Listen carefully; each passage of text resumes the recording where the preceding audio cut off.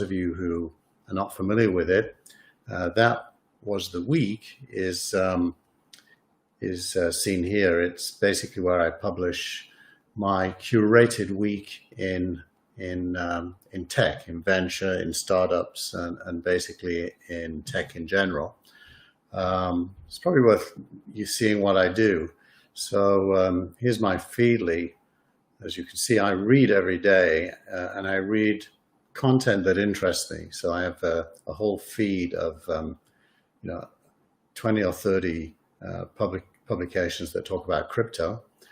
I have a keyword-based feed that looks at universal basic income, and I have a venture feed. My venture feed has about 180 sources, including Twitter streams and everything. And what I do is I read every day anyway. I work as a partner in a VC firm, Accelerated Digital Ventures, and I also run my own personal portfolio here in Palo Alto through Archimedes.studio. And I need to keep on top of what's happening with startups, with venture. And so I've organized Feedly to give me access to really everything I'm interested in. And Feedly has a pro account where I can have a feed like this, and I can look through here this morning and see what's been published since I last looked. There's a big theme right now all about IPOs, direct listings. Bill Gurley is one of the biggest advocates of direct listings, and a lot of criticism of investment banks for underpricing the value of companies so that investors make a lot of money, but the company doesn't.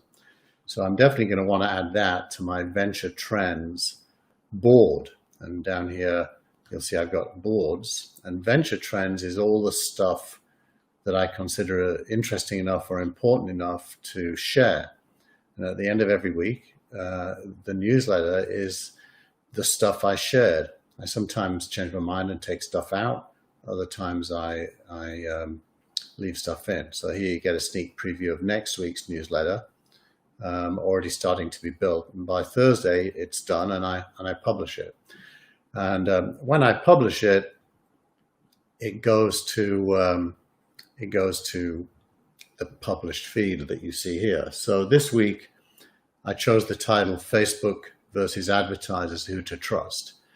And when you think about it, it's a pretty good question. It feels as if the whole world is against Facebook's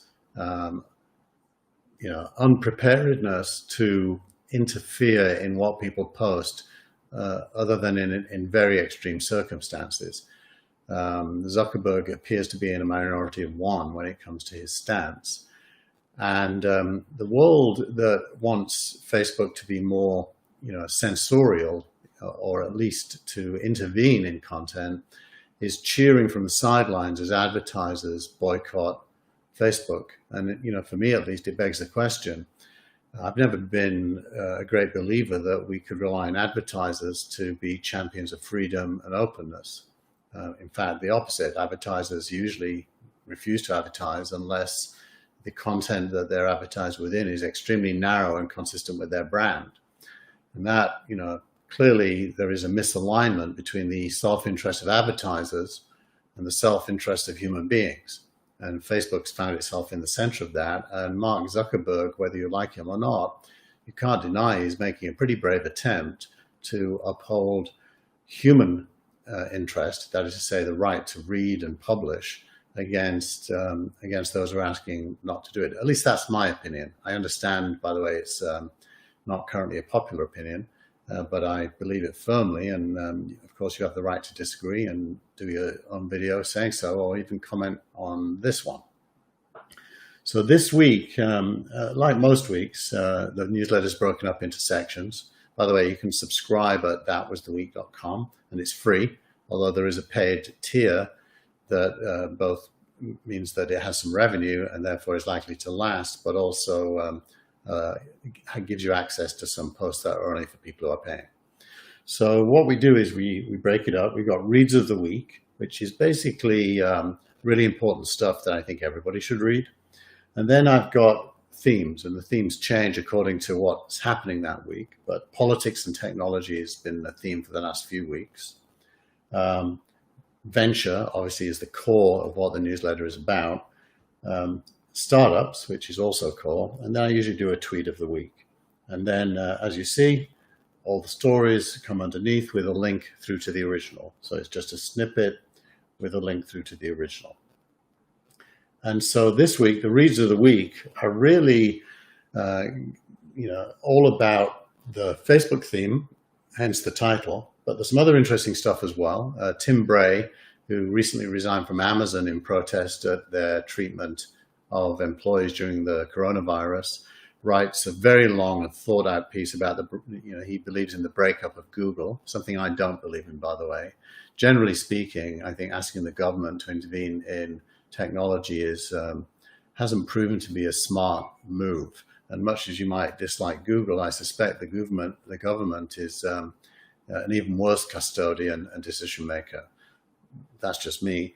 But Tim Bray, who strongly disagrees with me, has a very thoughtful piece, and so there it is. I'm not endorsing it. I'm just saying it's worth reading, no matter what your point of view, because it's well thought out. And Christoph Jans, who runs a venture firm in Europe called Point9 that specializes in investing in SaaS companies, has a much more thoughtful piece on why virtual events are the future. There's been a lot of stories about that, some of them quite superficial, just hanging off of the success of Zoom during the virus. But Tim's is really deeper. In the politics and technology section, I highlight the fact that this last week, Reddit and Twitch acted on content related to Donald Trump, either Trump himself or his followers, and also highlighted the fake news bill in Brazil, which has apparently got more problems than it solves, just to focus in on thinking a bit more deeply about this question, whether much as we all want to see Trump gone sooner rather than later, the best method to get him out, I do not believe, is to block him and his supporters from having a voice. The very best method is to let them have a voice, because they're basically not that smart and believe in things that most people don't. And by letting them speak out and responding to them, the chances are anyone on the fence, and I doubt there are that many on the fence, will see the error of his ways and come down on the other side. So I'm a big believer in not banning or interfering in that content. But here's a lot of evidence that many people don't agree with me, and that's there. And the venture section this week really just looks at what happened in the week. Sovereign wealth funds piling into venture capital investments. That is really interesting, especially if you run a venture fund.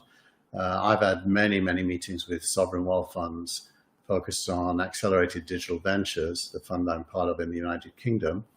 And it certainly is very attractive to a venture fund to have sovereign wealth investors, because they have deep pockets and a long-term view.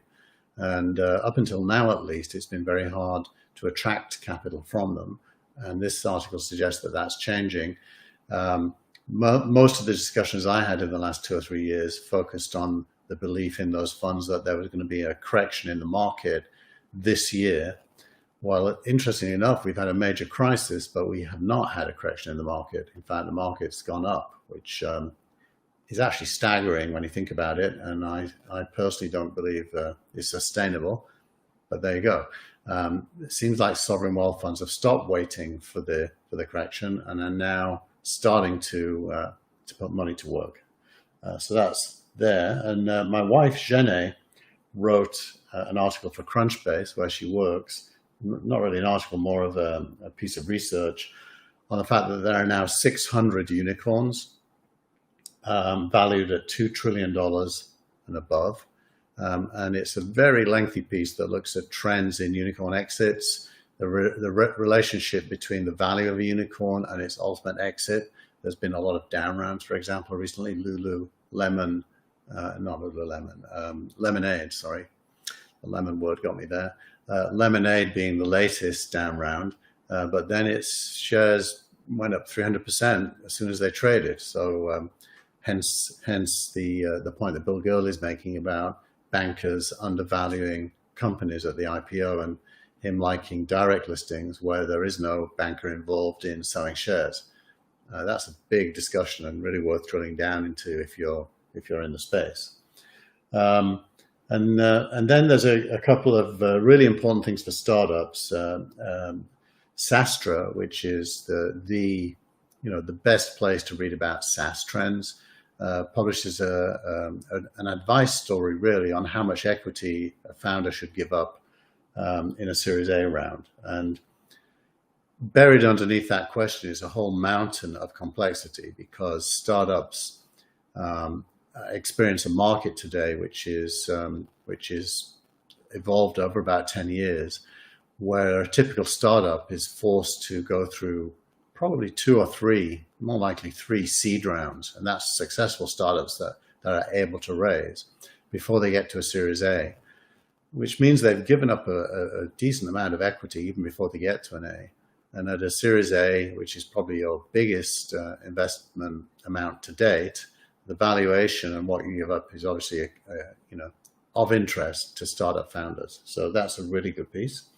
And then Y Combinator, which recently changed its whole approach to startups from batch-based programs where 200 or more startups in a common period of time, 3 months, all together develop their ideas, their go-to-market, their traction, and their story, and they then do a demo day. They've abandoned that, or at least stopped it. I don't know if abandoned is the right word, and replaced it with apply anytime you want, and we'll work with startups on a one-by-one basis if we like them, and go through a program that doesn't have that is not time-based. So that's my 11-year-old son calling me at 12:14. Sorry, he's 13 years old. Probably having woken up from and wants breakfast. So I'm going to wrap this up in a minute. Anyway, they've now announced, Y Combinator, that they've changed their standard deal a bit in terms of how much equity they get and what they pay for it. Go and read that, because if you're a startup applying to them, you're going to care. So that was the week. This week, here's the homepage, and you can see that we do videos, video essays, the newsletter every week, and hopefully, if you are in venture or a startup world, or you're interested in becoming so, this should be a good reference for the week.